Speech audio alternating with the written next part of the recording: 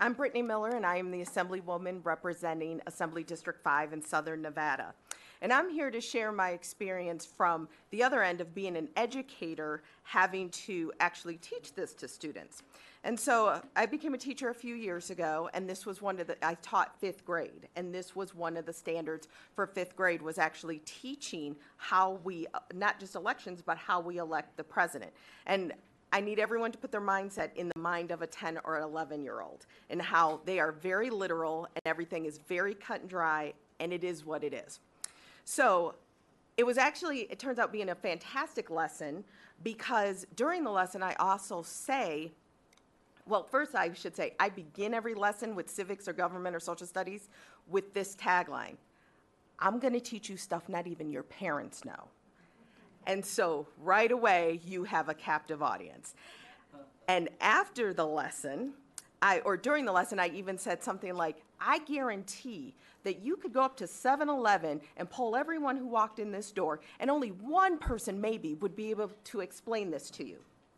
Monday morning when I came into school, I had about 12 students running up to the door with clipboards because they couldn't wait to tell me that what I said, as just kind of a remark, they took literally. They went up to 7-Eleven that was on the corner, and they stood there and they polled everyone who walked in.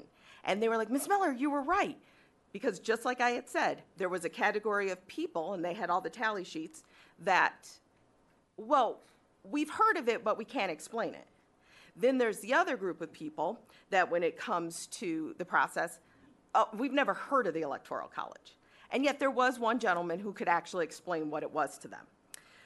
So this lesson also included me sharing that sometimes the person who actually wins the most votes doesn't win the presidency, which again, this makes absolutely no sense to kids, because points and math and games, this doesn't make sense. How can the person who earned the most points not win? So I had about 5 seconds to figure out how I'm going to explain this to 10 and 11-year-olds for them to grasp this concept. So what I said was, let's suppose, these were 5th graders, we have a graduation party coming up. Let's suppose the principal says, we are going to have either pizza or tacos for the 5th grade graduation party.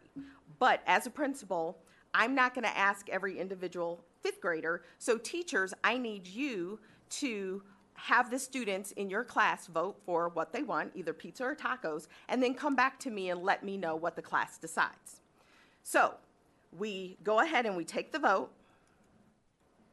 And what happens is, you can see in the 3 5th grade classes, I asked the students, so say these are our results.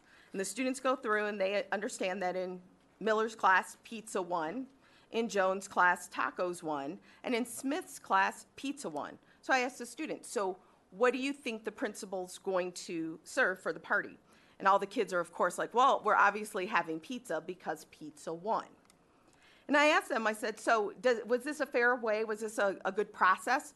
Well, yeah, that makes sense. It's, everybody voted and pizza won.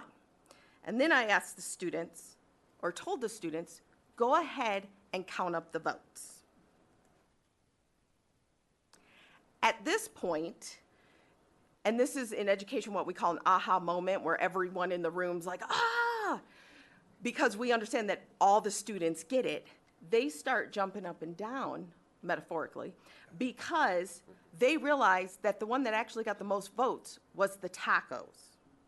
And so what came from that was this huge discussion of the students about how, that's not fair and that doesn't make sense. And it's like the votes didn't even count, and how come all the votes didn't matter, and how can pizza win if tacos actually got the most votes?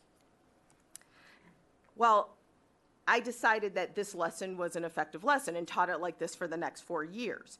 But the one thing, it was always the same sentiment every time, that the students, in their literal understanding of it just didn't make sense. All votes weren't counted. And so I can tell you today, anecdotally, as it is, that in my experience of teaching this to 10 and 11-year-olds, that they do believe that every student in every class, that every vote for pizza or tacos should matter and should be equal. And therefore, I would say that my 5th grade students believe that the popular vote is the best way to determine if we should have pizza or tacos in class.